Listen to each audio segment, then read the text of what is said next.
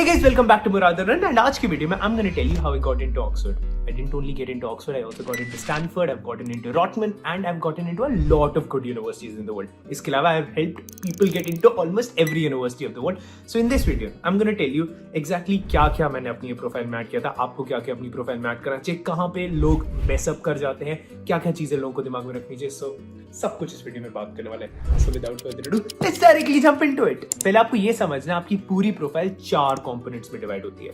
आपका work experience, आपका statement of purpose, आपका लेटर ऑफ रिकमेंडेशन एंड आपके क्वांटिटेटिव स्कोर्स. इनमें से सबसे इंपॉर्टेंट फैक्टर लोगों को ये नहीं पता होता है, सबसे single most important factor is work experience. अब मैं आपको कुछ हैक्स बताता हूं जिसकी वजह से आप ऑक्सफोर्ड या किसी भी बेस्ट यूनिवर्सिटी में आराम से एडमिशन ले सकते हो. First is work experience. अगर आपके पास एक ऐसी कंपनी का वर्क एक्सपीरियंस है जहां पे उनको पता है वो वापस आपको हायर करने वाली है, अगर आपको स्पॉन्सर करती है company, that is your best way of getting admission in Oxford. मतलब अगर आप किसी भी कंसल्टिंग, बीसीजी, बेन, मैकेंजी, इनमें से किसी भी कंपनी में काम कर रहे हो एंड वो आपको बोलती है कि जिस रोल के लिए आप काम कर रहे हो उसके बाद आपको एमबीए की जरूरत पड़ती है, किसी डिग्री की जरूरत पड़ती है and they are ready to sponsor you, that is the best way. So let's suppose आपके पास यूनिवर्सिटी ऑफ ऑक्सफोर्ड के एडमिशन के 5% चांसेस थे, बट अब आपको स्पॉन्सर कर रही है आपकी कंपनी. लेट्स सपोज बेन बोल रही है कि मेरे इस एम्प्लॉय को जरूरत है, इसके बाद आपके चांसेस 50% हो जाते हैं, मतलब 10 टाइम्स आपके चांसेस इंक्रीज हो जाते हैं, 50 से भी ज्यादा हो जाते हैं. होता क्या है, यूनिवर्सिटीज क्या चाहती है? यूनिवर्सिटीज चाहती है जब ये बंदा यहाँ से फिनिश करे अपनी एजुकेशन, उसको जॉब आराम से मिल जाए. एंड जो स्पॉन्सर्ड स्टूडेंट्स होते हैं उनको जॉब ऑटोमेटिकली गिवन होती है by the company that is sponsoring them. तो फर्स्ट उनका वापस एग्जिट सॉर्टेड होता है. सेकंड, उनका ऑलरेडी सारा खर्चा कवर्ड होता है कंपनी की तरफ से, तो पैसा डायरेक्टली कॉर्पोरेट कंपनी से आने वाला है, एक इंसान से नहीं आने वाला. That is something university. अब लोग बोलेंगे कि मुराद मैं बीसीजी, बेन, मैकेंजी इनमें काम नहीं करता, तो मैं क्या करूं? जितनी बेटर कंपनी उतना ज्यादा आपके चांसेस हैं to get admission in any of these universities. अब आप बोलोगे कि यार मेरे पास अच्छी कंपनी नहीं है, तो क्या करूं? करियर प्रोग्रेशन दिखाओ. अब करियर प्रोग्रेशन क्या होता है? पहले दिखाओ कि मैं कहीं पे काम कर रहा था एंड उसके बाद मैंने ग्रो किया है. आपको ग्रोथ दिखानी है, उनको ग्रोथ ट्रेजेक्टरी दिखनी चाहिए, उनको दिखना चाहिए कि this is making sense. That is extremely important. जितना अच्छा वर्क एक्सपीरियंस उतने ज्यादा चांस आपके एडमिशन के. अब जिसके पास अच्छा वर्क एक्सपीरियंस है उनके लिए बाकी सारे क्राइटेरियाज बहुत ज्यादा इंपॉर्टेंट बैठ जाते हैं. यहाँ पे एक मुझे इंपॉर्टेंट क्वेश्चन बहुत बारी आता है, मुराद क्या मैं अपना फेक वर्क एक्सपीरियंस दिखाऊं अपने चाचा की कंपनी में, ताऊ की कंपनी में, इसकी कंपनी में?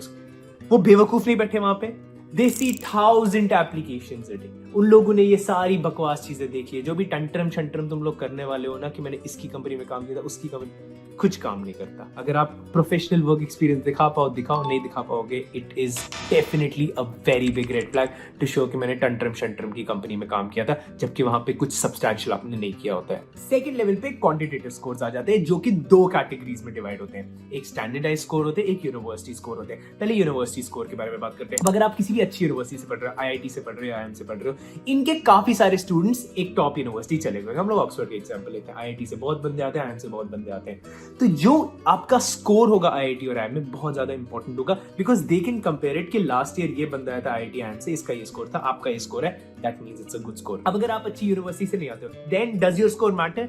It doesn't that much. इसका मैं एक प्रैक्टिकल एग्जांपल देता हूं. मैं और मेरा बेस्ट फ्रेंड, मेरा 12th में 95% आया था स्कोर एंड मेरे बेस्ट फ्रेंड का 70% आया था स्कोर. मैं दिल्ली यूनिवर्सिटी चला गया, वो एमिटी यूनिवर्सिटी चला गया. No shade on Amity university, but उसने एमिटी यूनिवर्सिटी में कुछ पढ़ाई नहीं की एंड उसके बाद उसका स्कोर आया 9.6 का. मैं दिल्ली यूनिवर्सिटी में काफी पढ़ाई की, उसके बाद मेरा स्कोर है 8.14 का. Does that mean Amity university का 9.6 is better than Delhi university का 8.14? नहीं यार, बुलशिट, नहीं हो सकता ना. ये दोनों तो कंपेरेबल ही नहीं है, बिकॉज मेरा 8.14 was top 10 in the university और वहां से उसका 9.6 था. That wasn't even in top 10.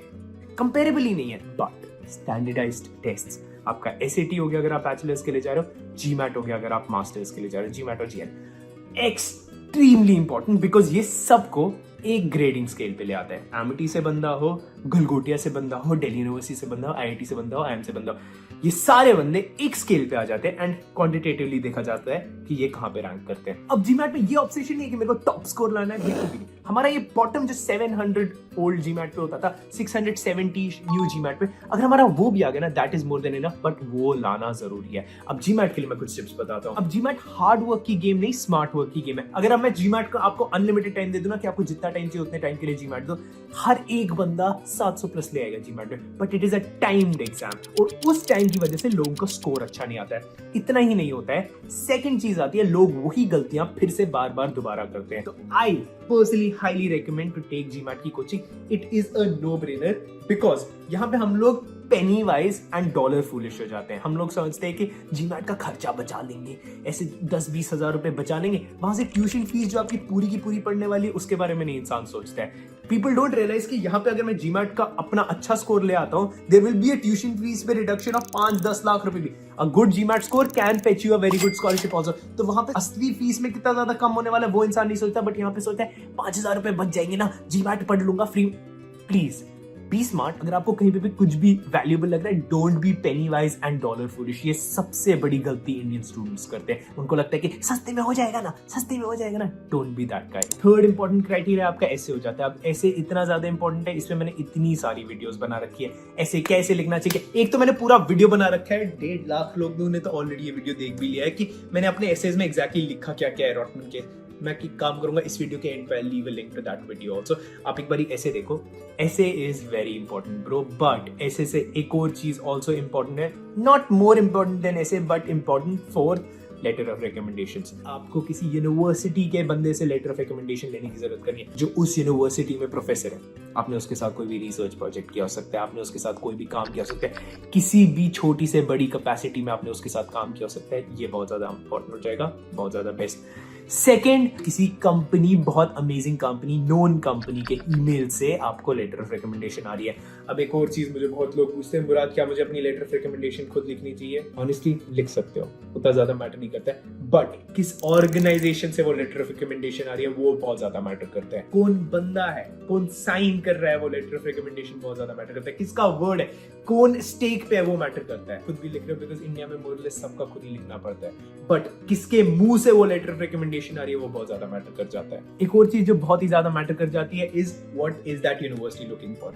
अगर मैं ऑक्सफोर्ड का सिंपल एग्जांपल लूंगा ना, साइड बिजनेस स्कूल में एडमिशन चाहिए, उनको सस्टेनेबिलिटी देखना है। आप दुनिया के लिए कुछ अच्छा करना चाहते हो, वो भी सस्टेनेबिलिटी या इम्पैक्ट नीश में। अगर आपके पास कुछ भी पास्ट उस चीज में है, वो अपने रेज्यूमे में ऐड करो, लेटर ऑफ रिकमेंडेशंस में ऐड करो, हर एक चीज में दिखाने की कोशिश करो कि हर एक पॉइंट पे मेरे लिए सस्टेनेबिलिटी काफी ज्यादा इंपॉर्टेंट है। ये दिखा दो, that university will accept you.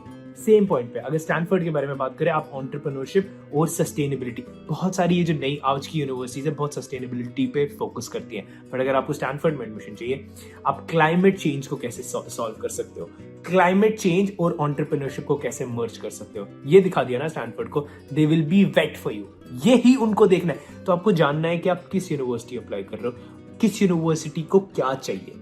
अगर ये दोनों चीजें आपने मिक्स एंड मैच कर दी ना ब्रो, योर एडमिशन के चांसेस आर ड्रास्टिकली हायर। अब आपको ये पता कैसे चलेगा कि उस यूनिवर्सिटी में इंपॉर्टेंट क्या है? उसके लिए आपको बच्चों से बात करनी है जो उस यूनिवर्सिटी में पढ़ रहा है, उससे बात करो, वो आपको एग्जैक्टली बता देगा ये यूनिवर्सिटी किस चीज के लिए क्रेजी है। हर एक यूनिवर्सिटी एक ना एक चीज के लिए क्रेजी है। एनवाईयू के अपने तरीके हैं, हार्वर्ड के अपने तरीके। आप उनसे बात करो, उनसे पूछो कि ये यूनिवर्सिटी किस चीज के लिए क्रेजी है, मुझे अपनी प्रोफाइल में क्या दिखाना चाहिए। आप मुझे क्लास का एवरेज बताओ, क्लास में क्या कौन सा बच्चा क्या कर रहा है, मोरलेस आपको पता है कि आपको क्या करना है, वो कॉपी पेस्ट करना है। अब मोरलेस अगर आप बाहर पढ़ने जाना चाहते हो, आपको एक अच्छा स्टेटमेंट ऑफ पर्पस लिखना है, वो मैंने एक पूरा वीडियो बना के रखा है। One of the best videos I have ever made वो यहाँ पे है।